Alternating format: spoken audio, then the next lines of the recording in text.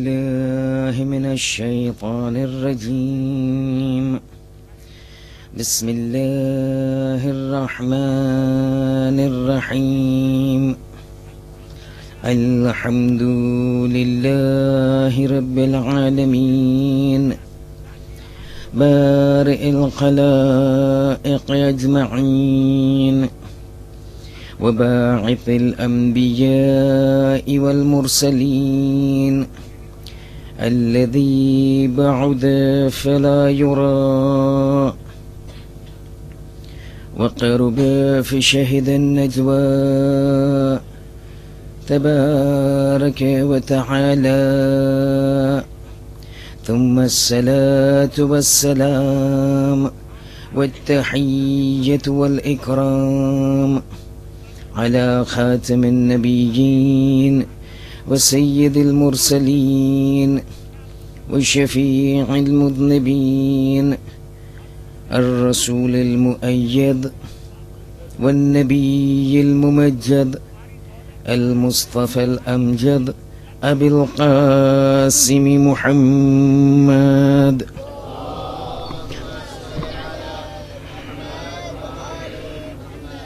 وعلى آله الطيبين الطاهرين المعصومين المظلومين، لا سيما على الإمام المنتظر وحجة الله الثاني عشر ابن العسكري المنتظر، ولعنة الله على أعدائهم أجمعين من الآن إلى قيام يوم الدين. أما بعد، فإن الله الصادق العليم قال في كتابه الكريم القرآن الحكيم: بسم الله الرحمن الرحيم. وإذ يتلقى المتلقيان عن اليمين وعن الشمال قعيد ما يلفظ من قول إلا لديه رقيب عتيد. صلوات.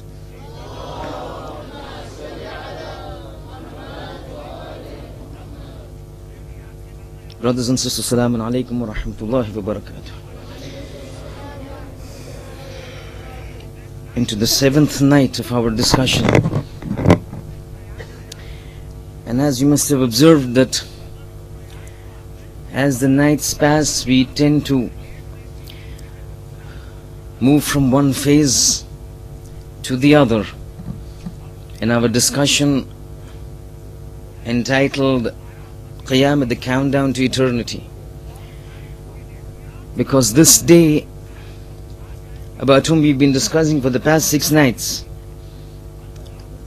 and 3-4 nights from now, is actually a countdown towards eternity, because the events that take place on that day would be a culmination of the efforts of all that we do in this world, waiting for the final judgment of God, leading us towards eternity.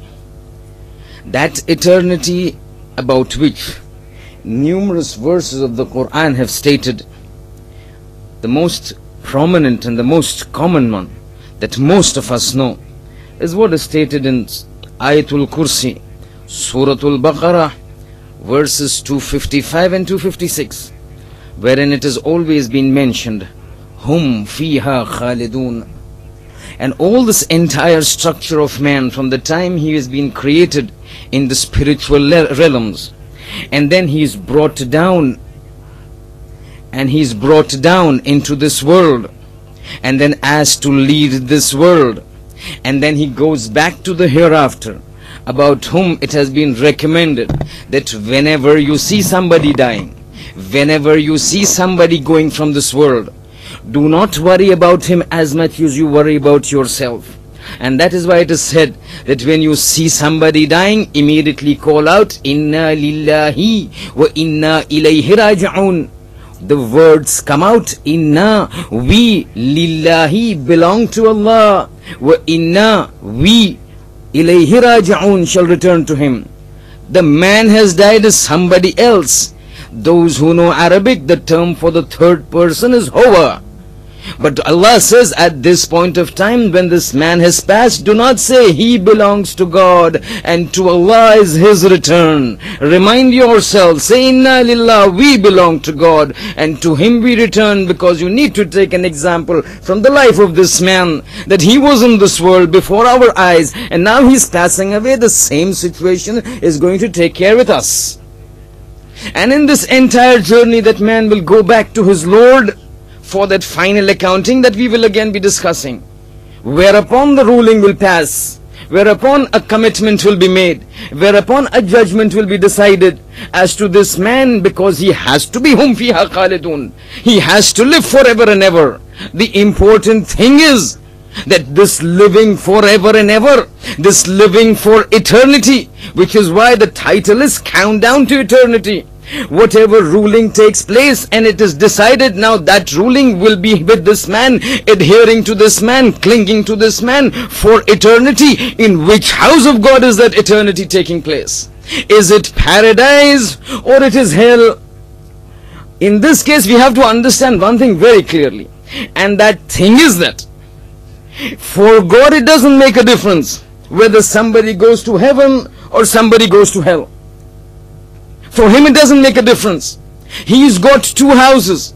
It is exactly in the case like if a person has two houses, one a palatial mansion, 15-bedroom house with a swimming pool and a big car park with 15 cars that can be parked inside, and another house that is a hut, roof leaking, with the slightest of rain the water comes inside, slightest of snow it comes inside, a little movement and you find this door creaking and that door hinging, things falling apart, insects moving around.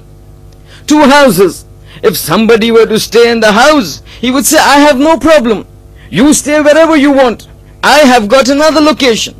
But this is one hut, dilapidated in ruins, that is one palatial mansion. Whichever one you want, I will give you the keys.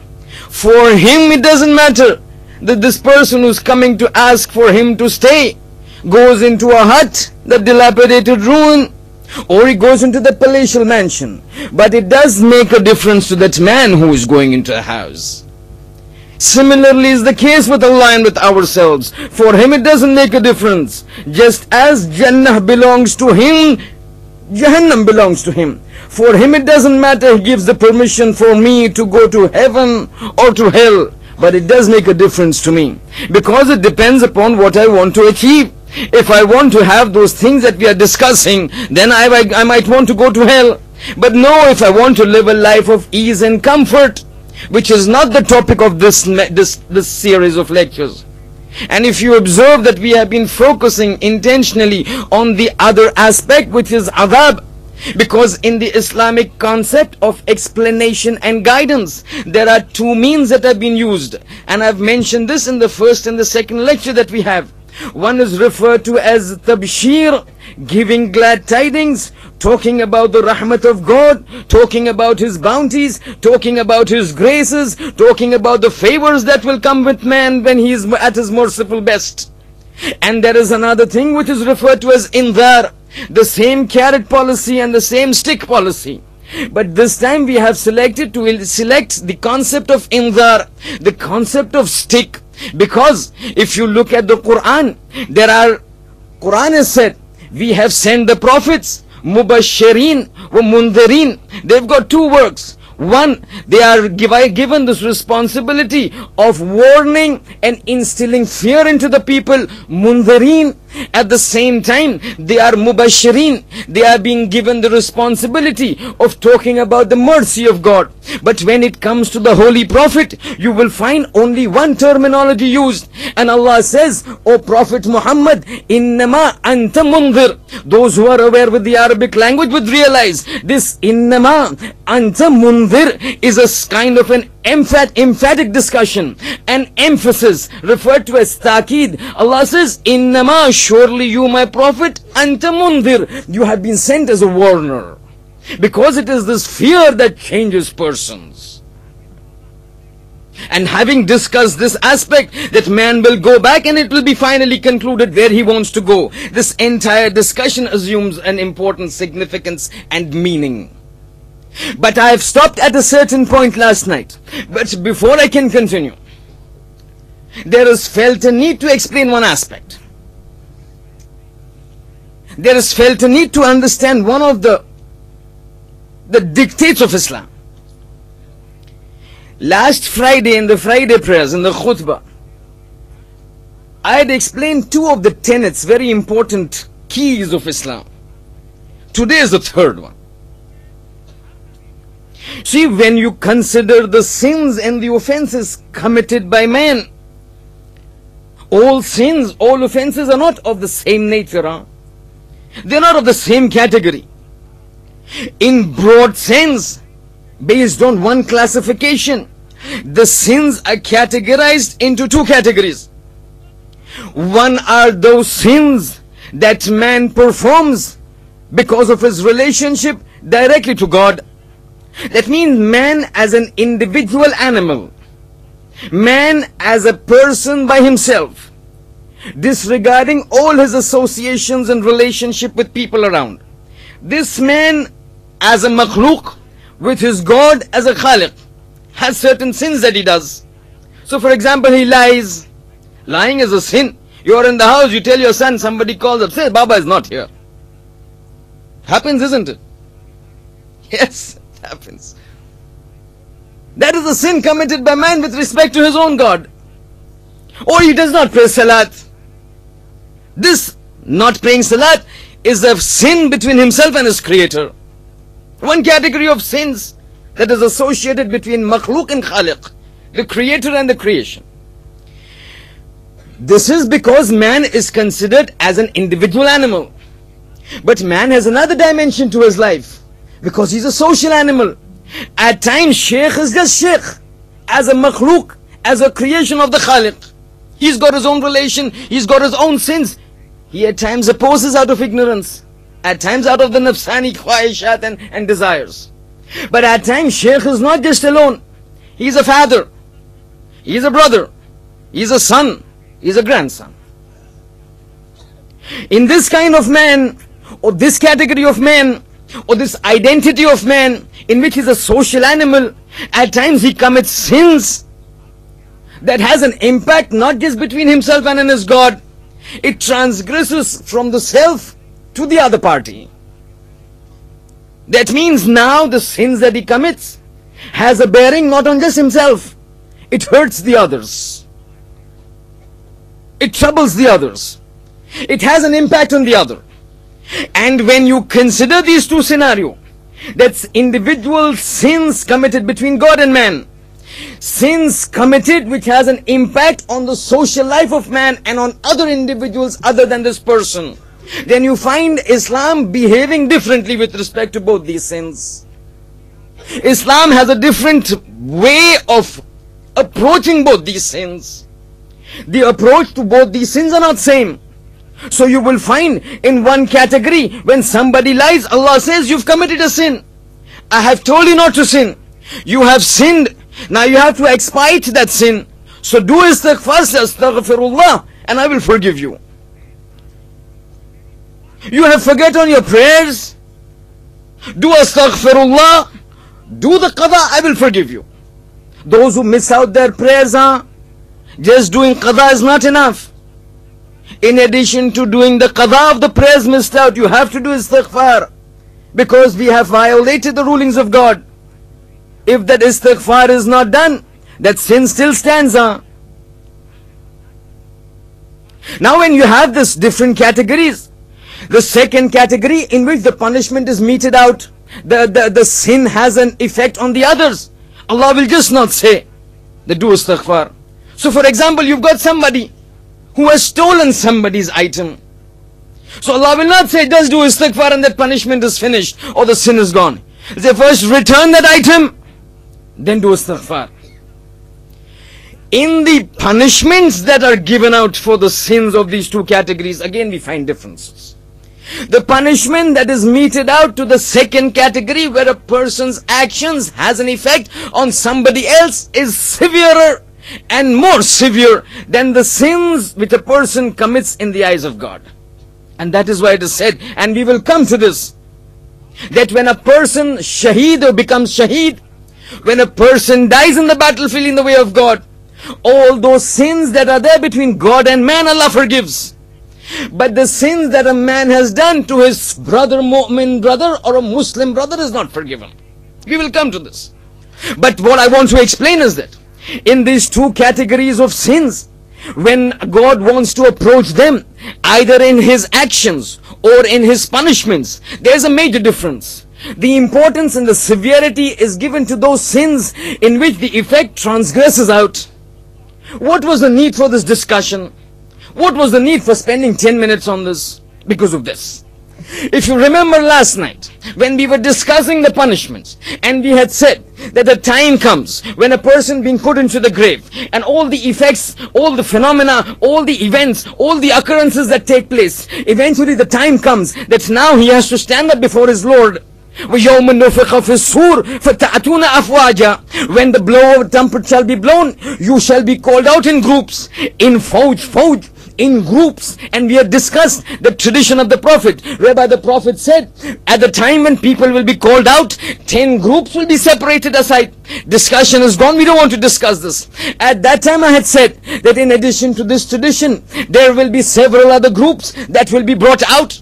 And as we were discussing those groups, we had come to a point where we had said that if individuals are looking at something that is haram, individuals are utilizing this bounty of God that is called the eyes for looking at something that God has forbidden, he becomes deserving of the punishment of Allah subhanahu wa ta'ala. At that time we had said that those twigs of thorns being pushed into the eyes and taken out, we don't want to discuss that in detail. That is finished.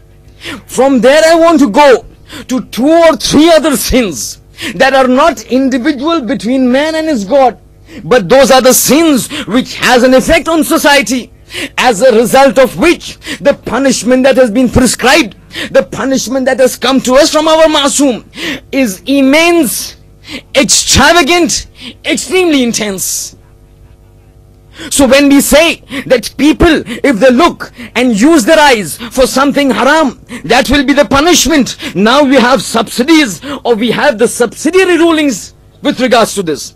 And the subsidiary ruling with regards to the eye is specifically stated in this manner, that those who do the normal haram acts, watching movies, pornography and all the other things, they will be subjected to the punishment that we said yesterday, last night.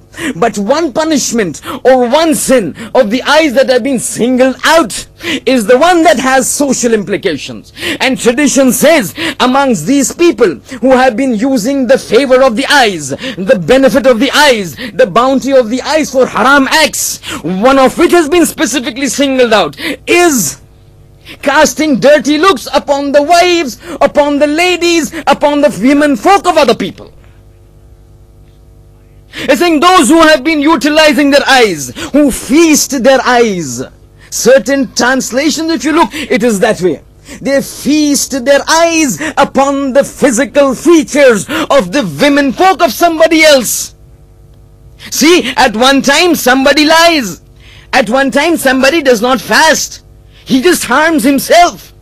But when you start, or when a person starts looking and transgressing and violating the chastity and the modesty of ladies of other family folks and other people, this has social implications. And tradition says, if people, these, and this is so important for us to know, specifically our youths who go to the universities in the West, where there's a different culture. We follow a different culture. When we talk about difference in culture, we are not at war with anybody. We are not at war with any culture. There is their culture. We have got our culture. We respect their culture. We expect them to respect our culture. But at the same time, if we respect their culture, it does not mean that we compromise our culture and our ideology. So if a girl, a 20-year-old beautiful girl in the university may wear the skimpiest of dresses, we have no problems with that. But if a Muslim boy happens to oogle at that girl with passions arousing within him, we've got a problem with it. We've not got a problem with their culture. We've got problems with people who violate our culture. And this is why this discussion is going on. Tradition says if people feast their eyes upon the physical features of the women folk of families other than themselves or other than their wives on the day of judgment, in addition to this punishment, tradition says, pokers, skewers, the rods of iron will be brought out. They will be put into fire. It will start to heat. When it begins to heat, it will become hot. It will be heated more till it becomes red hot. When it is just about to become molten, it will be taken. Now this is the fire of hell, remember. We're talking about that same fire about how the Jibreel has talked. These will be taken. It will be inserted into the eyes. That heat of the skewer, that heat of the rod, together with the pointedness of the rod, it will go inside. It will melt this flesh. This is fat. This is what Imam Ali alayhi salam says. He's saying, you are so arrogant. You are a person who talks with a piece of flesh, who listens by piece of bone, and who sees by piece of fat. This is fat in the eyes. That skewer that is heated red hot, poked into the eyes, goes straight through. But what happens? لا يموت فيها ولا يحيا. You're not gonna die. You're not gonna live in that place. Automatically, كلما نضجت جلودهم بدلناهم جلودا غيرها. As soon as things go bad, we will replace it. We will return it to its original form. Why? لِيَذُوقُوا الْعَذَابِ, Quran says. So that every time that fire poker or skewer is pushed into the eyes, the punishment felt by Sheikh is every time of the same intensity as he feels it the first time it goes into the eyes. Because there, لِمَنِ الْمُلْكَ الْيَوْمِ لِلَّهِ الْوَاحِدِ الْقَهَّارِ. That is the ruling of God. That is the command of God. Let us not be deceived by the concept of loving God. God is loving, He's Rahman, He's Rahuf, He's Rahim. Very true, but He's Qahhar and Jabbar also. And this aspect, that introduction was coming to this point, that one thing starts off with the eyes and then goes on to something bigger. What is that bigger thing, which in Islamic terminology referred to as zina? In English referred to as adultery or fornication. That means illicit physical and sexual relationship with a woman a person is not supposed to have that relationship with. There are certain sins that are very heinous in the eyes of God, very odious in the eyes of God. Certain traditions, in order to explain those heinousness of the crime, the magnitude of the crime, come up with these verses or these sentences. That the arsh of God shakes. One of the sins is zina. One of the sins is fornication. One of the sins is adultery. A young boy and a young girl. Or a middle-aged man and a middle-aged woman. Or a married man and a married woman. Referring, getting related, getting involved in a physical relationship. This is what zina is. Saying the arsh of God moves because of the wrath of God. But it is the sunnah of God that in this world we will not do anything. But we will wait for you when you come over there. Because tradition says, on the day of judgment, as these afwaja, forge when this group comes, people are getting involved into their own problems. You heard yesterday, people coming blind, people coming as monkeys, people coming as pigs, people suspended in trees of fire, people being poked with those thorny twigs, people being pushed into the eyes, skewers and iron rods of heat. All of them in their own state. And this is what Imam Sajjad says. When I come out, I'm looking at things, everybody is in their own state. Fi sha'ni ghayra sha'ni. Everybody is involved, engrossed in their own problems. Nobody's worried about the others. Tradition says all this is happening when the command of God will come. Alright, bring that next group. When the next group comes, as soon as that group enters the plains of Mahshar, tradition says a smell so foul, so odious, so loathsome will spread through that entire Mahshar, To such an extent that tradition says all those people who were involved in the punishment that they were being subjected to, all of them will forget their punishment, because the stench, the foul smell, the odor of these individuals that have been brought into the plains of Qiyamah would be so overwhelmingly great that the stench would be an adhab that would overcome all the other adhab that they would be doing. And as soon as that stench and smell would come, it would be of such intensity and magnitude that people would not be able to breathe. All of a sudden, that person hanging in flames on the tree, that person in psychological pressure in the form of pigs and monkeys will forget about that, and they will complain to God, "Oh Allah, what is this new adhab that has come upon us? What is this new sin that we have done, that we are being subjected to?" At that time, tradition says, one voice will call out and say, "Do you know why the stench is coming?" And they will say, "No, we don't know, but we find the stench more punishing than all the other punishments that we are being subjected to." So the caller will ask out, "Do you know that this is because of certain individuals who have just been made to enter the plains of Qiyamah?" And they would say, "Oh, whoever is talking, what is their sin?" At that time, that person will call out, "These are fornicators and adulterers who have been engaging in illicit sexual relationship, and now that as they are brought into the plains of Qiyamah, the stench that is emanating from their private organs is so much that you have forgotten your adhab because of the intensity of the stench." Tradition says the stench will be so enormously overwhelming that the words that have been used in the tradition is that if a person were to be at a distance of 500 years, he would be inconvenienced by that smell. 500 years means what, you know? In the olden days, there was no measurement speaking yardstick to inform the people of huge distances. So they would use the distance in the form of years. 500 years, 30 years, 1 year. What is this 1 year? This 1 year is a distance which your horse at a galloping pace, which currently if you measure, it's around 30 miles or around 50 kilometers an hour at a gallop. The distance that horse, an Arabian horse, would travel in a distance of 1 year if he starts off continuously, incessantly, without stopping, the distance that he would reach in 1 year is called 1 year distance. This tradition says the smell from the private organs of a fornicator would be so odious that individuals at a distance of 500 years would become inconvenienced with that smell.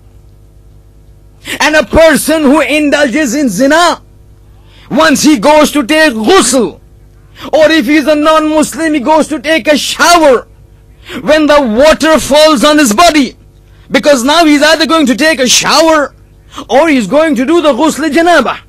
As that water falls on his body and that water from the body falls onto the ground, tradition says that ground cries up in pain and raises itself in complaint and saying, "God, do la'nat upon this man that is casting this dirty water upon me, which is coming from a body which has become najis because of an illicit sexual relationship." It's not a joke. But we also have to realize these things need to be told to our youths. They have been exposed to things that we feel very common. But we need to tell them what is the reality. And this is not just the youths, Tradition says this is so bad because it is having social implications. It is wrecking somebody's house. It is creating discords within families because of this man trying to act like a Casanova. Good looks given to him by God. He wants to use it to impress other people's ladies and girls and wives. But this is also a responsibility of the ladies, because there's a tradition which says that on the day of judgment, the only support, the only help will be that of God. And by means of God through the Ahlul Bayt. We will discuss this completely, one lecture, the night of Ashura. the Ahlul Bayt. But other than the Ahlul Bayt, the only absolute merciful entity is Allah. Tradition says, on the day of judgment, there will be three categories of people. La yanduru ilayhim Allah.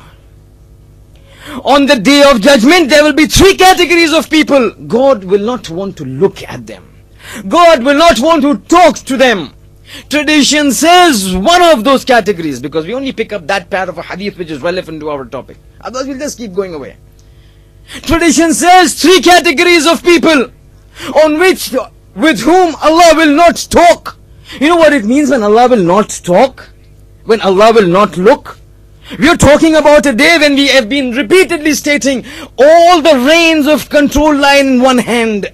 The hand of Allah. Limanil mulk al-yawm, he keeps calling out. When the only person who can help says, I don't want to talk to you. You've got a problem with your house. You want to go to city council. Probably it's being repossessed. There's only one person who can answer you, the official. You want to go to him, he says, I don't want to meet you. What happens to you? You can see your house being taken away. The person who can make a difference says, I don't want to see you. Where do you go? You can't go anywhere. On that day, it's even more of a magnitude because there is nobody higher. When he says, I don't want to talk to you, I don't want to look at you. Who's that? One category out of three are ladies who are married but are fornicating. Ladies who are infidelity. Ladies who are not loyal to their husbands. They got a husband, they got eyes for somebody else. They've got a husband, they want somebody else. On that day of judgment, God says, I don't want to look at you. Stay away from me. Then God knows then who's going to help them. But this is what goes on. And as we come to this aspect, because it has social implications, again we refer to this section. Because on the day of judgment a command will come. Alright, and this is the last group because we cannot go on and on. There's so many groups. Get this group, a group will become or will be formed. Tradition says the Holy Prophet saw when he went on Mi'raj the punishments. Saying there'll be small little cabins, elevator like. But they're not ordinary cabins. Those are cabins made up of fire. Flames coming, spewing out, made of fire. The bottom, the top, the sides. And people are being pushed into it. Ladies and gents, males and females. Small little, as soon as the door is closed, the whole body begins to burn. You can't run, you can't escape because it is closed. Cubicle. Prophet asked Hadrat Jibreel, who are these people that are being punished in this manner? Small little cubicles made up of fire. As soon as you go inside, you start getting burned from top to bottom. No, not burned. You start burning from top to bottom. Who are these? Jibreel says, Ya Rasulullah, these are girls, these are ladies who would not wear hijab in this world. When they would not wear hijab, they would be exposing their beauty to people other than their husbands. And remember, the beauty, the sexuality, the sensuality, everything that is got with the physical body of a lady is only the sole prerogative of the husband. Not the brother, not the father, nobody except the husband. Not exposing to husbands, to the others, everybody ogling, everybody looking, dirty looks, evil looks, sexual looks, that body becomes najis. It has to become tahir, it has to become pak. How do you become pak? With water? No, in the akhirat you become pak. Means of fire. Stay inside till you become tahir. The question that Hazrat Jibreel was asked by the Prophet is, I understand, okay, that these cubicles are for ladies who don't wear hijab. But you said ladies and males are pushed inside. Who are these males that are going? Hijab is for ladies. He's saying these are those males who had control over those ladies and they could have forced them to wear hijab, but because of social obligations or something else, they did not force their ladies. Their husbands who could force their wife to wear hijab, they said, don't worry, don't wear. Fathers who could have forced their daughters to wear hijab, but said, don't wear, you're going to college, doesn't matter. Brothers who could have forced the sisters, wear hijab. It doesn't matter, go. Because of the fact that you could have saved this girl or this woman or this wife or this sister or this daughter from this punishment of fire, but intentionally, for reasons other than Shar'i reasons, you stopped them or you did not stop them, just as they are offended or they have committed an offense. You too are a partner in crime. If they burn, I burn too. These are realities that are taking place. These are truth that will happen. But as we keep moving, we have to keep moving forward, because Day of Judgment is not just this. There's so many other things, and we keep moving forward. Why do you think they've been brought up? Afwaja, fouds. Why? Because it's Christmas Eve, so that they can have turkey over there. No turkey over there. Because when people are being asked to get up, people are being asked to stand up before God. This is that occasion for which that entire drama has been played, that entire planning has been done, that you are going to be created, and then you're going to be sent into this world, and then you will be made to live into this world, and then you will go back for this day. Because now we are going to stand, you, me, and everybody that is there in this universe, we're going to stand before God and account and tell Him what we have done in this world. This is the occasion when Quran says, "Wa inna lillah," we belong to God. Wa ilayhi raji'un. Raji'un for what? Because now He's going to account. I gave you this life. I want an account for what you have done with it. A very immense measure, scenario, realm and a domain. Because tradition says, once this order comes up and the trumpet is blown and everybody is raised up, everybody will be brought out in the state. Till a phase is reached, it will be said, now is the time for accounting. Every person. God with every person, individually, everybody thinking, God is only talking to me. This is God. I can't talk with two people at a time. The entire mankind from Adam till the end, everybody is standing on a plane without shelter.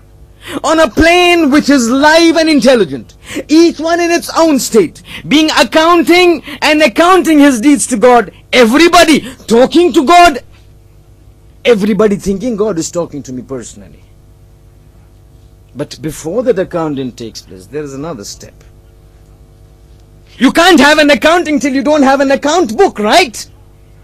Everybody's got an account book, which is referred to as the book of deeds.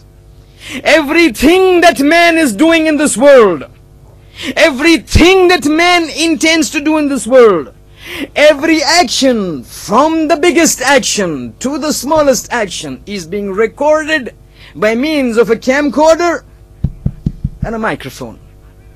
This camera that is there over here, it is monitoring every movement I'm making. It is recording every movement that I make.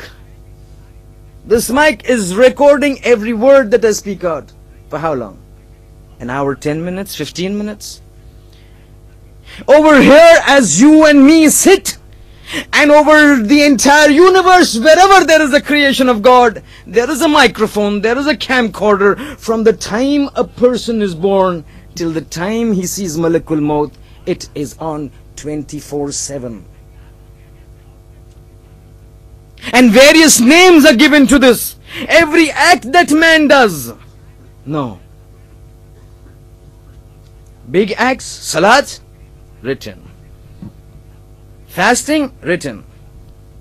Sitting down, written.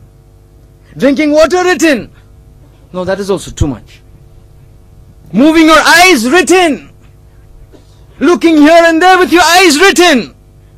Blinking of the eyes, written. That's also too much. Thoughts going into the mind, written. Recorded. Not just recorded for archiving, to be shown to you, because this book will be opened and then man will be asked to answer for every deed that he did from the time he became baligh. A very amazing scenario. Because tradition says when man will be brought, with him will be this book of deeds. With Quran and traditions mention several names. At times you have said this is a kitab, which is the book. At times it is called Zubar. At times it is called Ta'ir. Ta'ir means bird. It's got an amazing name for this. One of the names for this book of deeds, in which every act that man does is written from the time he becomes baligh and the taklif of shar comes upon him. Everything that he does, every action that he takes, every thought that moves into his mind written down. The name that is given is Ta'ir. One of the names in the Quran. Ta'ir means a bird. At the time of the olden Arabian Peninsula, the Arabs had a superstition. Like you see some of these superstitions in India, that if a cat passes by, you say it's a bad omen, it's an evil omen. Or you pass under a ladder over here, say it's an evil omen, brings bad fortune. Amongst the Arabs, they had this, they would seek omens from birds flying. Oh, I'm going out, the bird is flown from left to right, today is going to be a bad day. Or as I'm going, the bird is flown from right to left, today the work is going to work out. Allah uses the same word. He's saying this book is Ta'ir, is a bird. Indicating what? Don't look at birds and try to determine your destiny. Your destiny is going to be determined by this book, which is based on actions that you do. But what is written in this book? To what measure? To what meticulousness? I will not explain anything myself. One tradition of the sixth Imam, Sadiq Ali Muhammad Ja'far ibn Muhammad al-Sadiq alayhi salatu wassalam.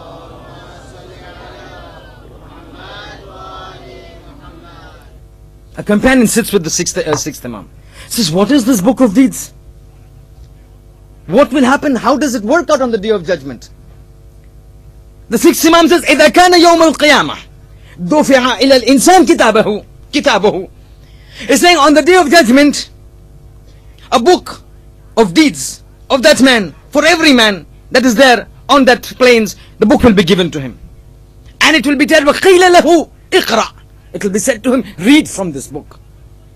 The Imam is telling the companion, the Rabi. The Rabi is saying, قُلْت, I said, وَهُوَ يَعْرُفُ مَا فِيهِ. Would he know what is inside this book? Imam says, my friend, when this book he opens, وَيَذْكُرُهُ كُلَّ مَا أَعْمَلْ. Whatever he did, he will be remembered. Then he says, you know what does it mean? كُلَّ لَحَظَةٍ. Every moment of his life. وَكُلَّ مَشْيٍ. Every step that he takes. وَكُلَّ نَقْلَ قَدْمٍ. وَكُلَّ كَلِمَةٍ. Every word, every step, every action, every moment of his life that he was working, that he was doing, that he was contemplating in this world would be over there. يَذْكُرُهُ. He will remember. And then Imam says that he will remember in a measure as if كَمَا يَعْمَلُ السَّاعَةِ. As if he has done those things exactly at that time when he's reading that book. It will be so clear, it will be so manifest, it will be so vivid and so lucid that when he's going through it, he will think as if he has done those acts right now. What acts? Min kalimatin, words spoken. Min mashin, steps taken. Min naql qadmin, one step after the other. Min lahadatin, every moment written over there. And that is why, in order to explain what state will take place for people who have not been in good books with God, who have not been following God, when they see their books, they will be opening their books. Then Quran explains to us what scenario will take place. He says, on that day, يَوْمَ تَرَى الْمُجْرِمِينَ. On that day you will see the criminals, مُشْفَقِينَ مِمَّا فِيهِ. When they open their books, and as they're turning the pages, the things that they will see, the things that they will read, mushfaqina fi mimma fi. When they see this, they will be overtaken by fright. They will be overtaken by apprehension. They will be kabisa in absolute terror. And then Quran says, in this state of terror, وَيَقُولُونَ, they will say, مَا لِهَذَا الْكِتَابِ لَا يُغَادِرُ صَغِيرَةً وَلَا كَبِيرَةً إِلَّا أَحْصَاهَا. Ajib book this is. Amazing book. This is everything that I'm reading, from the biggest of things, that Hajj that I did, from the smallest of winkings that I winked somebody. Everything is in there. Nothing has been overlooked. Nothing has been omitted. Nothing has been forgotten. La yugadiru. It is not omitted. Saghiratan, smallest things. Wala kabiratan. Illa ahsaha. Everything is there. Ya waylana. Oh, woe upon us. When you have certain things before you, and this will be one of the frights that will be there, because when man sees his book, there will be two frights that will overtake him. When he opens his book, there will be two frights. One, he knows that now whatever he's done is there recorded. You can't deny it, because he's seeing it. At night when the parents are not at home, this is what I did. When my wife is there at home and I'm at work, this is what I did with the secretary. Everything written. One, he knows he has to account for it. But the important thing is not accounting for it. At times you've got that sense of complacency that, specifically in this world, that all the acts that we do are not exposed to everybody. We've got at times lead a dual personality, a personal lives. We are different when we are in the group. We are different when we are alone in the house. When we are alone in the house, we are very rude with our wives. When you're with the family, when you're with the friends, please can you give me food? I'm hungry. Dual lives, we know it. As long as that second life of ours, the black life of ours, that dirty life of ours is hidden, we are comfortable. What happens if by some means that black life becomes exposed to the people? This is what is going to take place on the Day of Judgment. Because now this book is written in a manner so clear that he sees his personal life, which is an evil life, and the life that he was using to show the people. As long as those hidden life, we are very comfortable. But the moment we realize something is going to be seen, we put up a very good front. Over there, that there will be two fears. One, that he will have to account to God, yes. But the important thing is that will eat him up and eat me up, is that I have to account for everything. Those things that I thought hidden is now becoming apparent. All those things that I did not want to become exposed to the people will now become exposed. But this thing that will take place over there, and that is why it is said that these mujrimeen, when they see their evil deeds, they will say, Ya waylatana. Woe upon us. What has happened? This has everything. Things that we did not want exposed is there. Things which we led a dual life is there. And all of this will have to be accounted. But this thing that will take place has a precursor. Because the ruling of God, the functioning of God is such that there will be nothing left to chance. Nobody will have any means to object. And this aspect of witnessing, and this is why it is said in the Quran, وَإِذْ يَتَلَقَّ الْمُتَلَقِّيَانِ عَنِ الْيَمِينِ وَعَنِ الشِّمَالِ. It's saying when these two people, when these two angels are waiting to receive, وَإِذْ يَتَلَقَّ الْمُتَلَقِّيَانِ عَنِ الْيَمِينِ وَعَنِ الشِّمَالِ قَعِيدٍ. They're waiting, they're sitting to record everything. مَا يَلْفَظُ مِنْ قَوْلٍ إِلَّا وَلَدَيْهِ رَقِيبٌ وَعَتِيدٌ. Everything that man does, every word that he utters, the two angels are sitting to write it down. And how are they sitting to write it down? There's this incident of Imam Khomeini. It becomes very difficult for us to understand. Everything means what? Everything in a very short term. Think about that dual life everybody lives. If all of that were to come in front, that is what it means, everything. Imam Khomeini, after his death, after a period of time, comes into the dream of his son, said Ahmad. After the negotiation, after the normal talk and conversation, he says, Ya Ahmad, be very careful. Huh? Sing about what? He's saying about whatever you do. Because whatever you do is being recorded. Everything that you do will be shown to you. So Said Ahmed asks, Baba, what do you mean everything? this incident says he raises his hands. Says, yes, Ahmad, if you raise your hands, it will be recorded. He raises his hands. You raise your hands, it is recorded and it will be shown to you. At this point of time, on the 7th of Muharram, Sheikh, your hand was over here. There is no way to object and deny.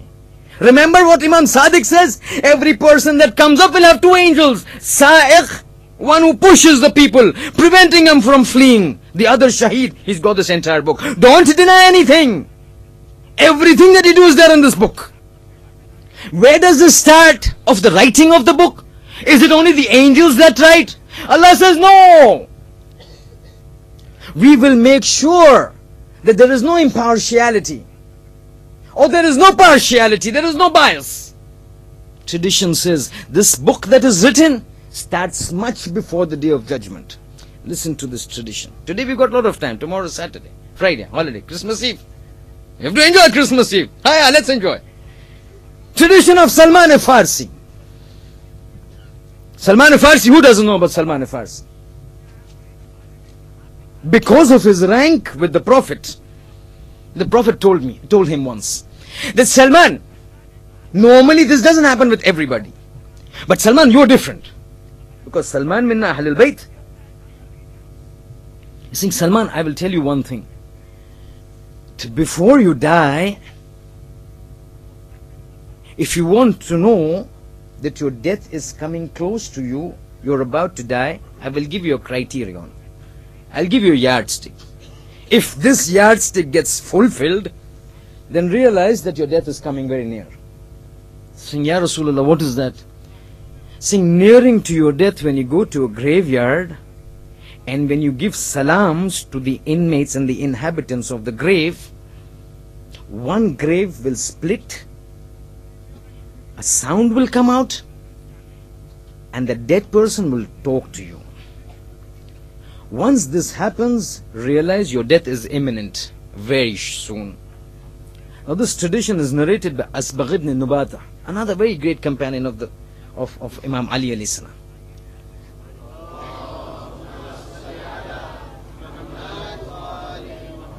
Asbagh ibn Nubata says, can I have some water please? Asbagh ibn Nubata says, once I went to Salman's house and I found him very sick.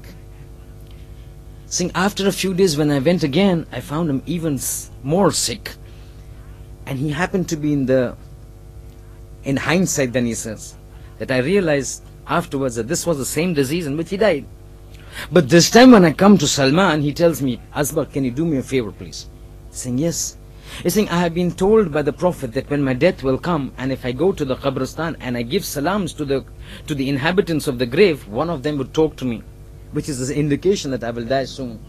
Can you do me a favor? Saying, what? He's saying, bring me a bed, put me on it, put on me a white cloth as is usually done with the mauta, with the deceased person, and take me to that Qabristan. He was in Madain at that time. Asbagh says, Salman, if you say it's my command, I will take you. So he gets 4 people, he gets a bed, puts Salman onto the bed, lifts that sarir, lifts the bed, takes him to the Qabristan. Now this tradition says, as they enter the Qabristan, they put him down. Salman says, no, not like this. Make me face near the Qibla. So they turn him and put him near the Qibla. As they put him, he says, Assalamu alaikum ya ahlal qubur. O people of the graves, O people of this graveyard, Salamun alaikum. This is Salman addressing you. Asbagh says, when the first time he says, there's no reply. Second time Salman says, Assalamu alaikum ya ahlal qubur. Salman is sending his salams. This is the same Salman about whom the Prophet had said that if Salman, you're going to die, your death is going to be near. And if you go into the graveyard and if you talk to a people of the grave, one person from the grave will talk to me. I want to know, has my death neared or has it come near or not? If it is this the time that I have to die, then I'm expecting somebody to speak to me. Is there anybody from amongst you who's going to speak to me? Hardly had his words finished that they heard a rumbling sound from one corner, and a sound came, "Wa alayka salam ya Salman." We are hearing you and we are giving our reply to you, because as per the prophecy of the Prophet, your death is near, and I have been commanded to answer your question. Ask me whatever you want to ask. And from here starts a very lengthy tradition. He asks first Salman, I'm not going to recite the whole thing. Initial part, we come to the relevant portion of this hadith, relevant to our talk. Salman asks him, first tell me, are you the inmates of the paradise or the inhabitants of hell? That person says, Alhamdulillah, I am of the person which has been graced by the mercy and forgiveness of God, and I am in a good state. Then he says, Sifli al-maut. Tell me, how has death been for you? So you asked me a big thing, Salman. You asked me a very big thing, and then he goes into a big description of what happened at the time of death, and what happens when the soul was removed, and what happens after the soul was removed, and the punishment and the pain and the trouble that he had to undergo. And then he starts off narrating every step that takes place until he comes to this point that I pick up for relevance to our talk. And then he says that they put me into the grave after the ghusl, after the kafan, after the salat. Now it's a time for dafan. They put me into the grave. After putting me into the grave, they put mud upon me. All of them go away. I find myself into a house that is constrained, that is dark. All of a sudden, I'm seeing things that I've never seen before. I never seen before. I'm experiencing things that I've never experienced before. All of a sudden, there's a shaking of the grave. All of us know. All of us know that at the time when person goes into the grave,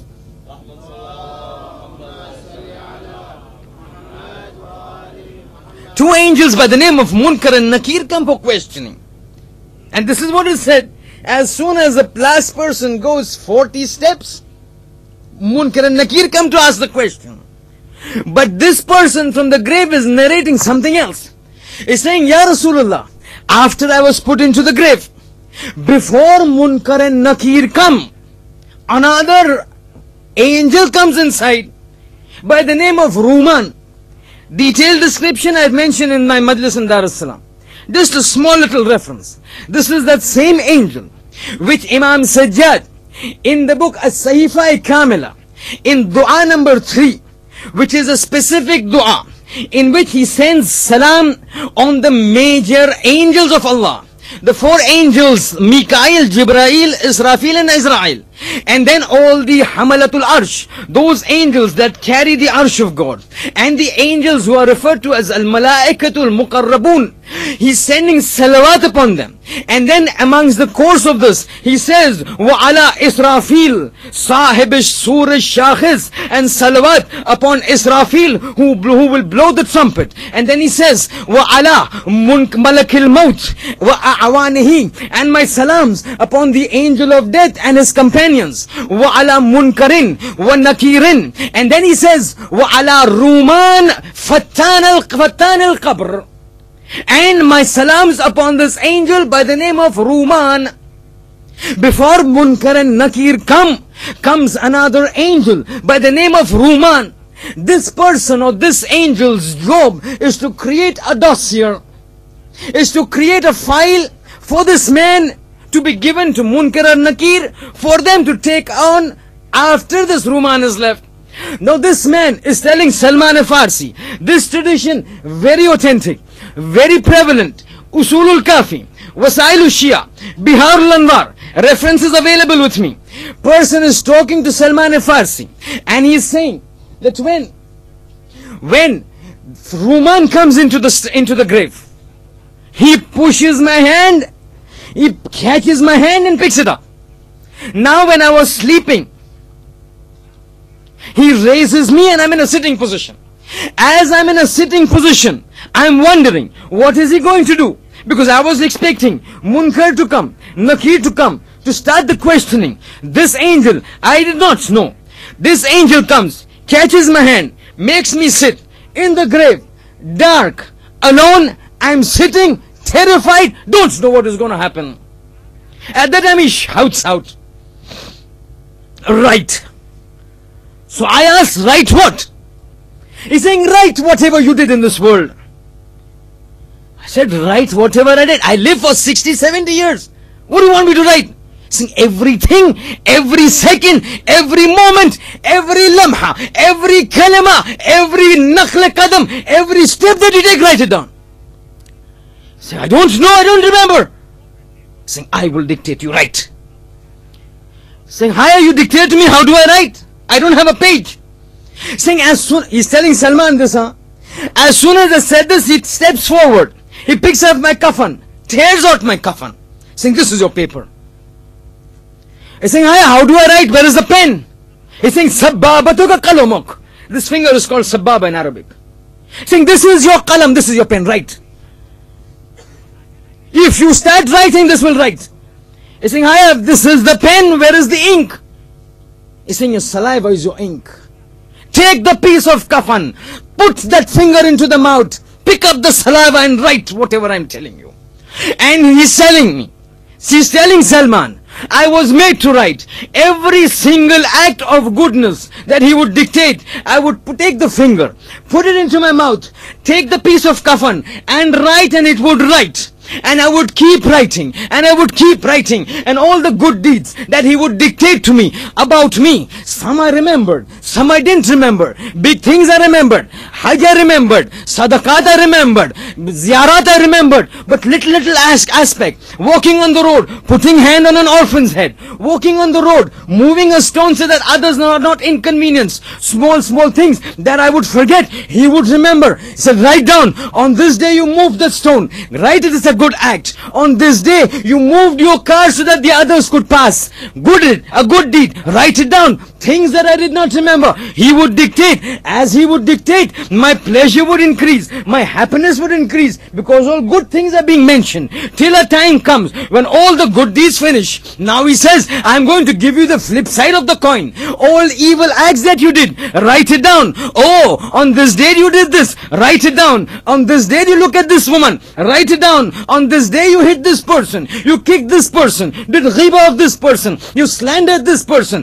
you passed out comments about this person. And as he would say, the overcoming of shame was too obvious. I would not want to write, till a point came that as he kept increasing and talking about the evil deeds, my hand stopped writing. As he stopped writing, as I stopped writing, he says, write. And I said, I'm overcome by shame, I'm overcome by guilt, I'm overcome by shamefulness. These are the things that I did, I don't even remember them. He's saying, I will make you remember, write it down. But then when I would refrain from writing, he picked up a mace, he picked up a big iron stick which was made of fire. He picked it up on his hand above his head as if about to strike me. And when I saw that mace of fire about to come on my head, I said, don't hit me, I will write it down. At that time he told me, when in this world you were given the freedom to do, and your God says, be careful of the day when every act will be brought to me. At that time you did not feel ashamed. Now that you have to write it down, you're feeling ashamed. Write whatever is there, I will dictate to you. And I wrote, and I wrote, and I wrote, and I felt, and I wanted the earth to split so that I could go deep inside. Nobody see me again. This is Ruman. He says, after I finished writing, he takes that piece of kafan and he puts it on my neck. As he put it on my neck, I felt as if the entire world's weight of the mountains were hanging around my neck. He says, now sleep, because this is what is going to act against you on the day of judgment. When the day of judgment comes, this would serve to be the book of deeds, because what is written by the angels will be compared by what this man has written. No way to object, no way to deny. The ruling of God will stand supreme. At that point of time, when this is going on, I will stop over here, because now this incident that has taken place, or these events that take place, this book now will be handed over to him. The book written by the two people, by the two angels, the good deeds, the bad deeds, which Quran says, وَتَرَى الْمُجْرِمِينَ مُشْفَقِينَ مِمَّا فِيهِ. When they see, they will be overcome by fright. Now this book will be handed over to him. This is your dossier. This is the file This is on the basis of this you will be made to account. You have to go before your Lord. But there's a catch to it over here.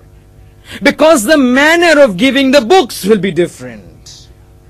This book, which is a dossier containing everything that man did in this world, on the basis of which he has to account, when it is given, this will determine the moment it is handed over to him. No, not the moment it is handed over to him. The manner in which it is handed over to him, he will know where he is going to go.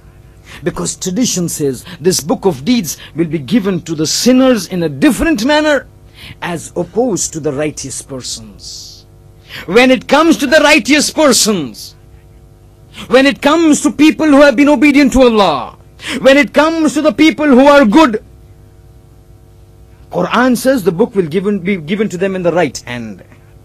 When it comes to the case of the evil persons, the book will be given to the left hand. That is a clear indication for man to understand where he will land up. And this is the reason that when we are doing the wudu, at the time of doing the wudu, there are certain prescribed du'as that need to be recited.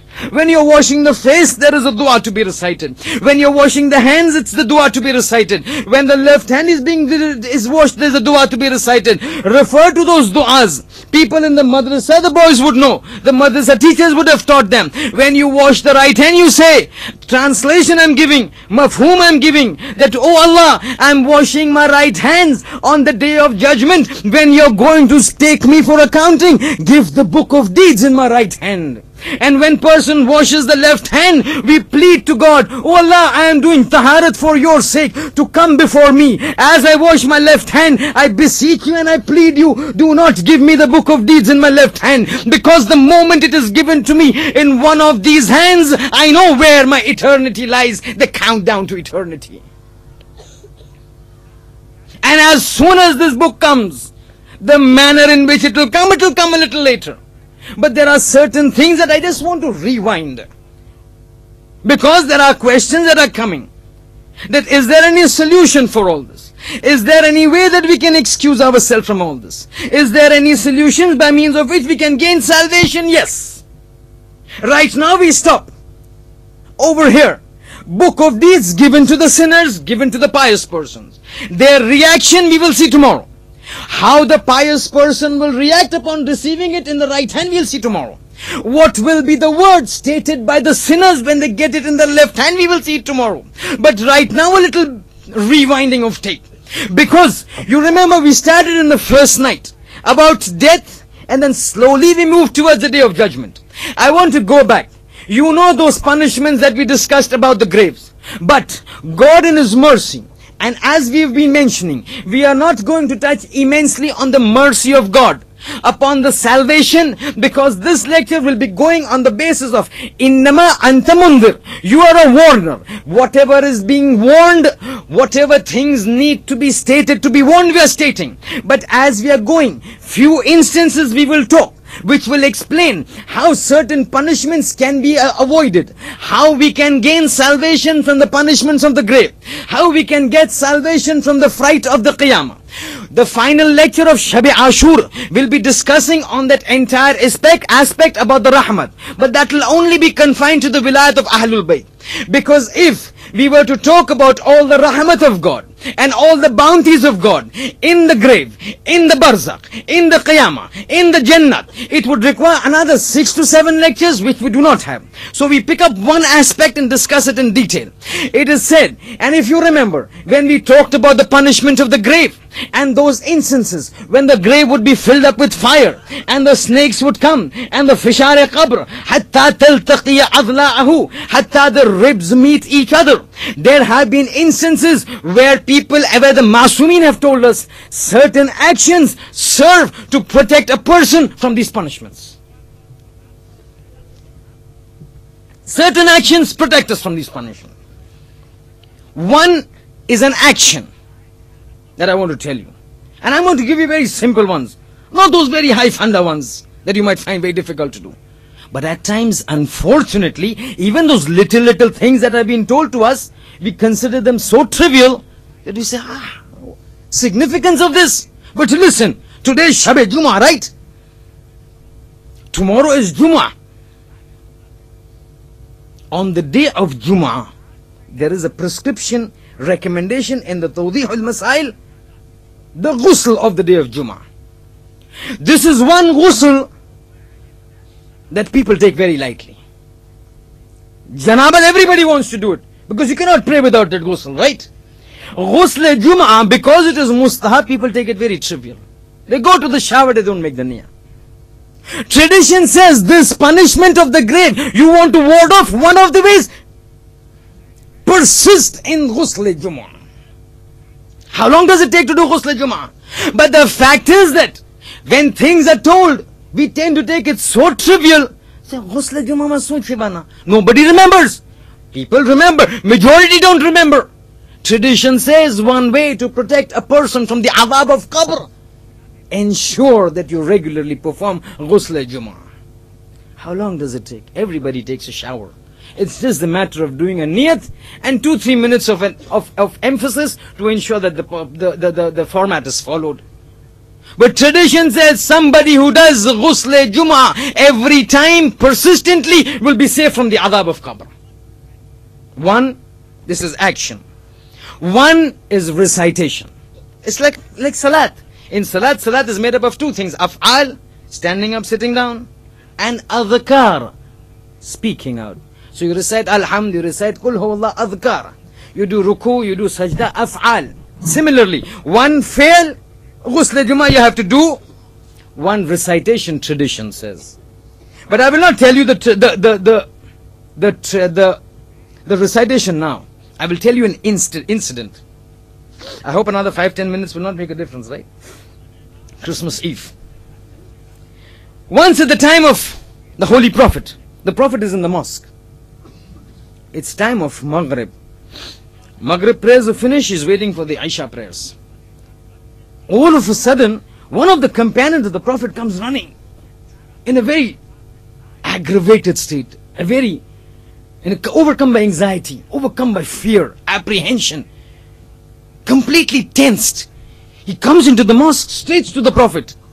The other companions of the Prophet were there, totally disregarding. This rushes straight to the Prophet.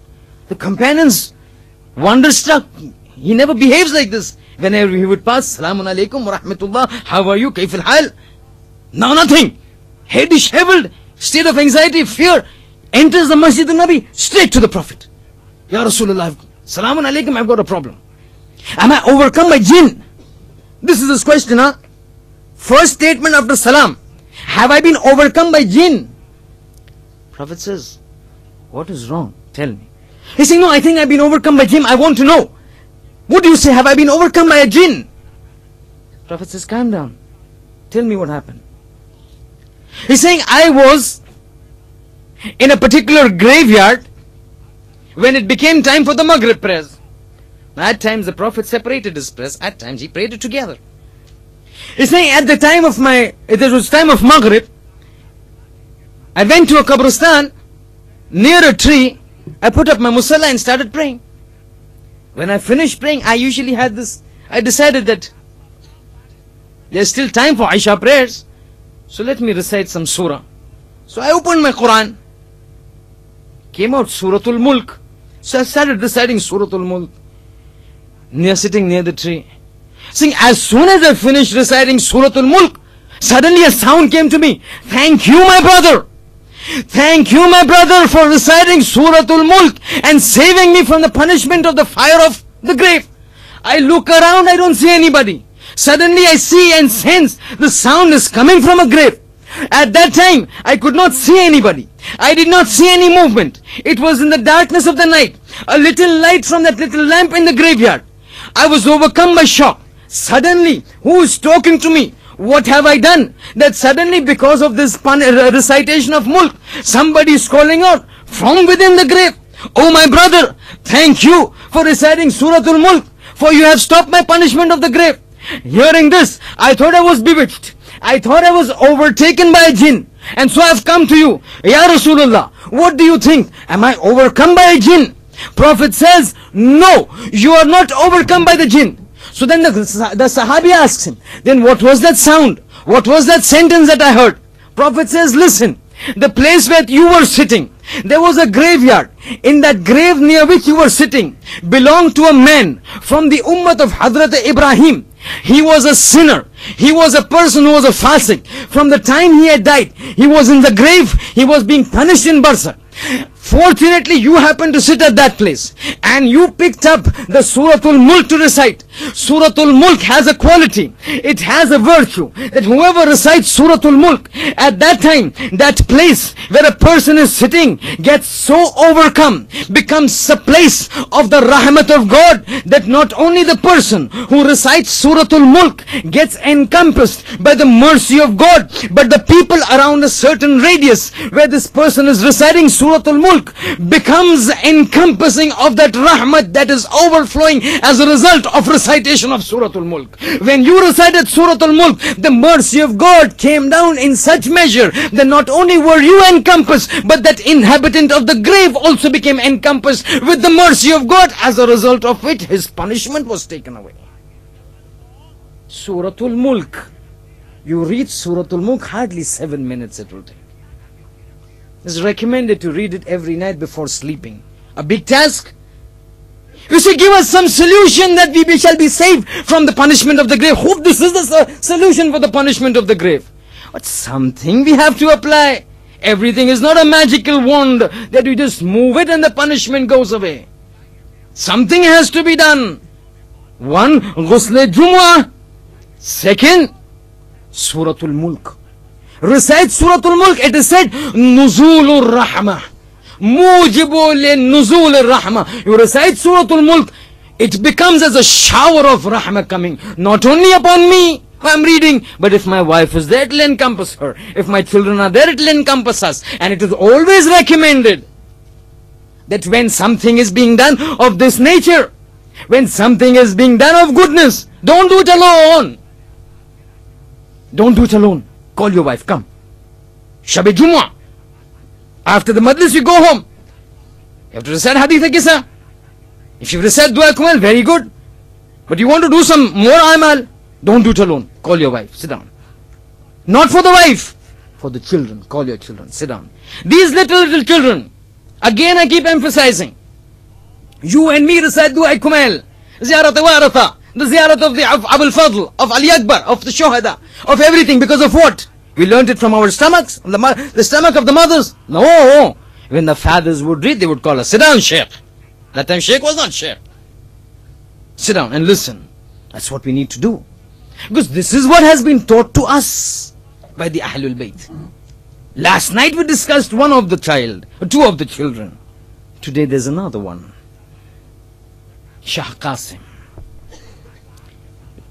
You have to understand, we have to understand that this obligation towards these children are immense.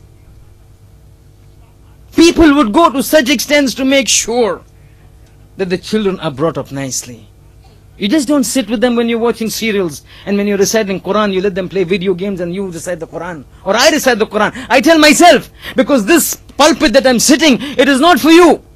It is for myself. It gives me an opportunity to tell myself, Sheikh, you may have read something a year back, 2 years back. You need to be reminded this is coming. And the training that the Ahlul Bayt would do, it can be seen in Shah Qasim's case. When did it start? When the child became baligh? No. When the child became 9 years, 10 years? No. It was preparations were made when Qasim, ideally it started well before the birth of Qasim. But it came in our purview when Qasim was less than 1 year old. You know when? This was the time when Hassan alayhi salam was about to pass away. Having been given the poison, he was on the verge of going away. At that time Qasim was less than even 1 year old. At that time Hassan writes something on a piece of paper. It is referred to as a ta'weed, and ties it on his hand. Tells his wife Farwa, when situation becomes very bad, when you find the world falling upon your head, this letter of mine will help you. When he is less than a year old. And from the time he was a child, Farwa would always tell Qasim, this is what your father has said. When you are in big trouble, this is going to be your solution. Till time comes, he becomes big. Upbringing of Farwa we will see. Time comes, he joins the caravan of Hussein. Hussein goes from Medina to Makkah, Makkah to Karbala. 7th night. You know what night this is? This is not just a night of Shah Qasima. You know the reality of this night? Tonight is the night whereby all water is stopped upon the Ahlul Bayt. You know what it means to say that water is stopped upon the Ahlul Bayt? You want me to put it very crudely? It means that on the plains of Karbala, the birds that fly in the air can drink the water of Euphrates.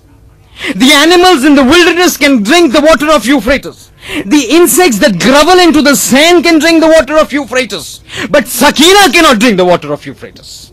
Asghar will get no water. This is the 7th of Muharram. 7th of Muharram passes. 8th of Muharram passes.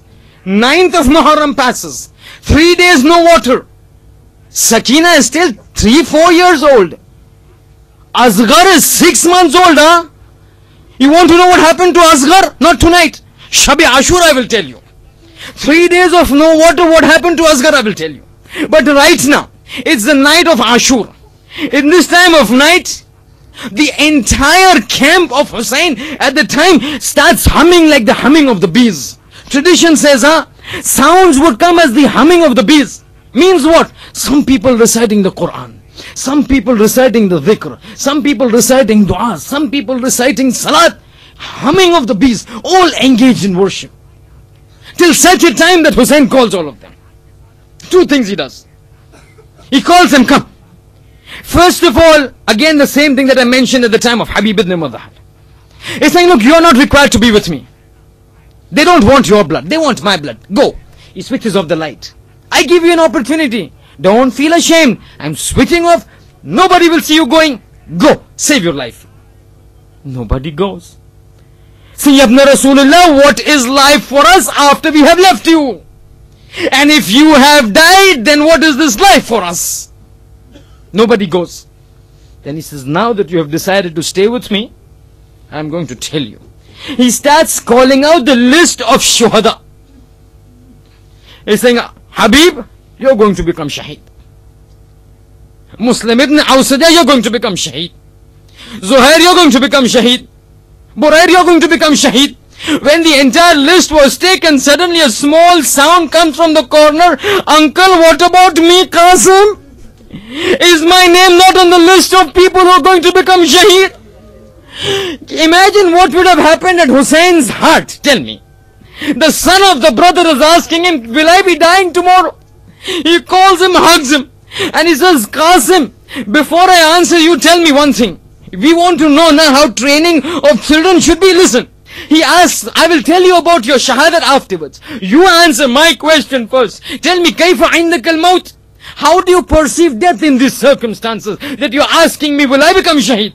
And you know what he says? Ahla min al-asal. If I have to die in your path, then it is sweeter than death. This is what a 10 or 13-year-old boy is saying. This is the training given to him by the family of Ahlul Bayt. Those PSPs and video games is one side. This training is another side that we need to give. He says, Qasim, not only you're going to die, but your small Asghar is also going to die tomorrow. Talk finished. Next day morning. Next day morning, he knows now that he's going to be shaheed. So every time in the morning, he comes to Hussein. Uncle, please let me go. Hussein says, I cannot let you go. Comes back. After some time, uncle, please let me go for battle. He says, no. But why? See, because you're the sign of my brother Hassan. Hassan is not there. I look at you, I'm reminded of Hassan. I'm reminded of my brother. I cannot let you go. When this keeps happening, he comes to his mother and says, Mother, I'm not getting permission to go. What do I do? The mother said, you forget what was said to you? What was given to you? There was a time when Imam Hassan had put a ta'weez and said that when times become very bad and you find no way out, open this, it will give you a solution. What time could be worse that you want to be Shaheed for Hussein, but you cannot? They open it. As Qasim opens it, and as remember, he's perturbed now, he's disturbed, he's not being allowed to go. But as soon as he opens that letter, his face blushes. His face glows. Because Hassan had written over there to Qasim. He's saying, Qasim, إِذَا كَانَ يَوْمُ عَاشُورَ. A time on the day of Ashura will come when my brother Hussein will be surrounded by enemies and there will be a very few people to support him. At that time, do not turn away from fighting for him and giving up your life for him. As soon as Qasim sees this, his face goes flush. He goes running to the tent of Hussein. He says, uncle, you have to give me permission now. You will have to give me permission. Hussein says, what has happened, Qasim? He's saying, my father has written this letter. He's saying, show it to me. Hussein takes it. As soon as he sees the writing of his brother Hassan, he goes back decades in memory. He remembers those times when both Hassan and Hussein were small little children playing with the Holy Prophet. He remembers those times when both of them were being carried by the Prophet. He remembers those times when the Prophet would become a horse and they would sit on it. Now he's reminded, oh, Hassan is not there. Worse, Hassan's son Qasim has to go for battle. When he sees this, he sees the face of Qasim happy. He reads the letter, he begins to cry.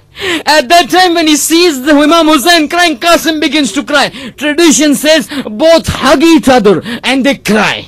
And they cry. And they cry. And tradition says they cry so much, Ghosheya alayhima, both fall down in unconscious.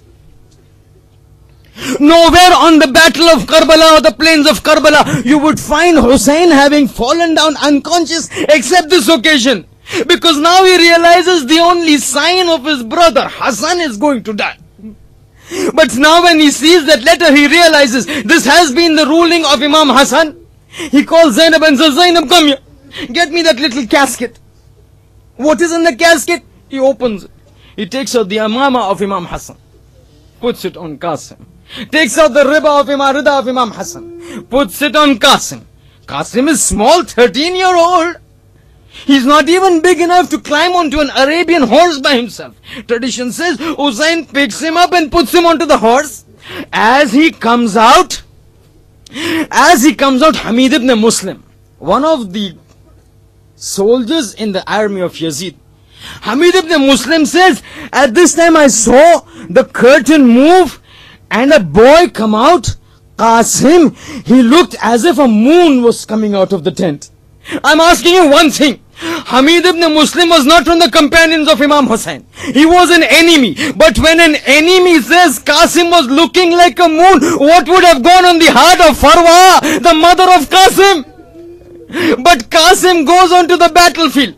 As he starts fighting, that Bani Hashim, he's got the blood of Ali in him. He starts fighting. He goes deep into the enemy territory till all of a sudden they encircle him. A person comes from behind and strikes him on the head with a sword. As the sword strikes Qasim, Qasim falls onto the ground and he calls out, Ya Amma Adarikni, oh Uncle Hussein, please help me. As soon as Hussein heard, there was Abbas standing, there was Akbar standing. Hussein says, Abbas, come, Akbar, come, my son of my brother Hassan is dying there. They rush forward. Hussein catches hold of the man who had hit Qasim and he strikes off his hand. As soon as he strikes off his hand, he calls out, oh people, oh friends, I am being attacked, help me. As soon as this voice comes out of help, there's chaos on the battlefield. People from the left move running towards the people towards the right. Those soldiers on the right move towards left. Where is Qasim? Qasim is onto the ground. Horses moving over his body. From left to right,